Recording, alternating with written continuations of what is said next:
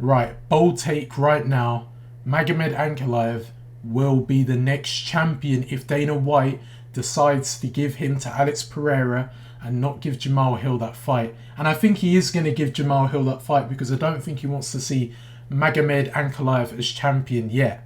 So, with Magomed Ankalaev, there is no way, house bet, he will not become champion. He has finally started teeping kicks, and there's one thing I wanted to bring up, which I've noticed him do now, which he wasn't really doing before in the Jan Blachowicz fight and a few other fights, is teeping the legs before throwing the strike. And the reason that is so effective is because Johnny Walker was looking to do a heavy kicking game plan, whether it was low to the legs and trying to kick in the inside, which would then put Magomed off balance. So what he did is just teep that leg constantly. You'll see Sean Strickland do that in a lot of his fights. Teep the leg and then maybe fire off another strike. And that's what Magomed was doing, even when he was being offensive, not just defensively. So when he landed that strike, it was evoking a reaction out of Johnny Walker to try and spin and just telegraph these shots, which he could read so easily. Because when he lands that hook and Johnny Walker eats it, he's immediately trying to get hit back on him. For example, he was binding on a lot of the feints by Magomed earlier on in the fight.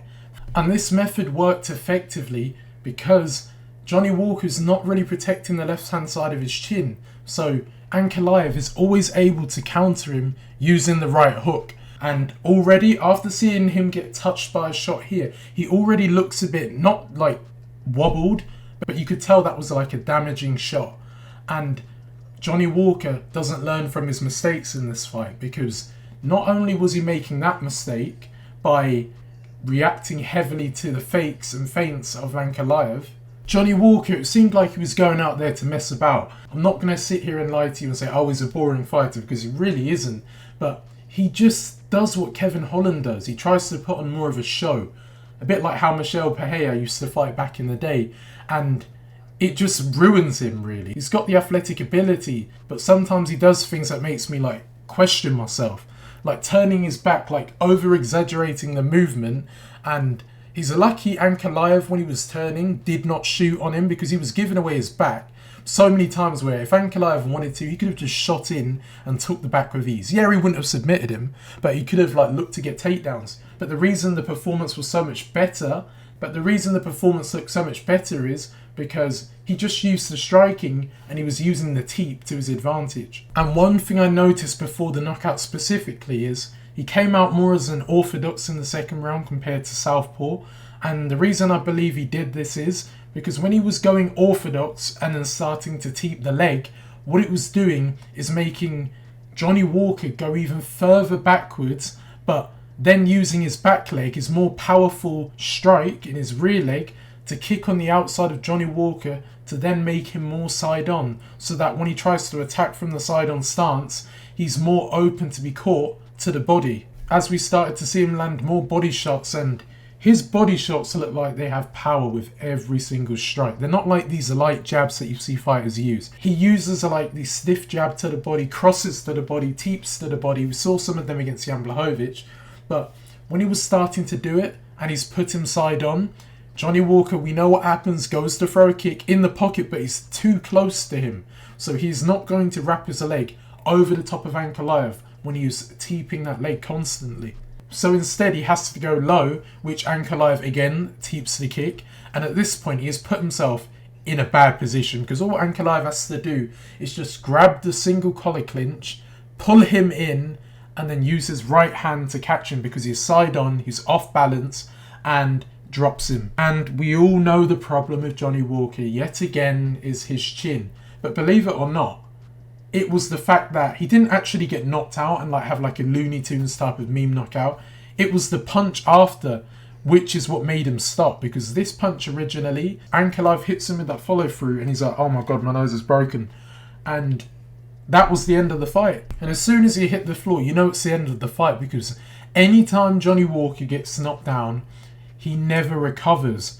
But this was even worse, because he was already out of it, and then he gets another follow through like Yoel Romero did to Luke Rockhold and sparked his nose. And his nose must be broken now. But that performance there makes me even more confident that he should be able to become champion, because you look at who's the title challenger right now, Jamal Hill.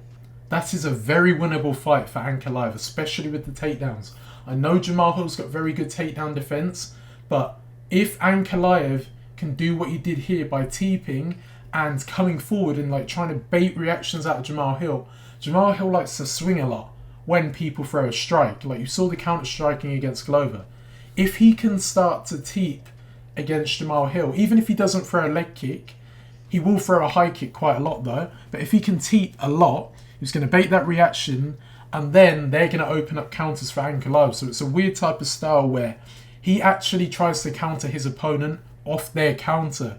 So against Alex Pereira, this is why I can see him beating a guy like him, because Alex Pereira, a lot of leg kicks, and we knew what happened with Ankalaev against Jan Blachowicz, but one thing I've noticed is he's got a good amount of adaptability, because he's able to teep the leg as an orthodox and as a southpaw, and we know how he throws it in an unconventional way, but because he does it like how Sean Strickland will, constantly, over and over and over again, I think he should be able to teep kicks but not strike with him. That's the only thing I worry about. But I think he'll use those teeps to get into range and then look to shoot on Alex Pereira, and once he gets Alex Pereira down to the ground, it will just be control, and Alex Pereira will have nothing. So that is why I think Ankalaev right now will be the champion. I'm not going to say at the end of 2024. I'm going to say he will win it this year, because God knows what could happen. A new prospect could come out of nowhere.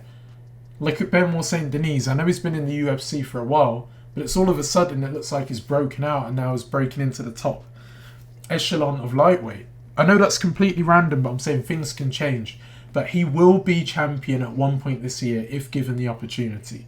So, for Johnny Walker, he's probably just going to be that guy who, again, he's going to have to be a gatekeeper. He really is. Maybe look at a fight with him and Nikita Krylov. That would be a good fight to see. But with Nikita Krylov, I don't know what he's doing right now. So, yeah. Or if you want to see something new, we can do a rematch with Khalil Rountree.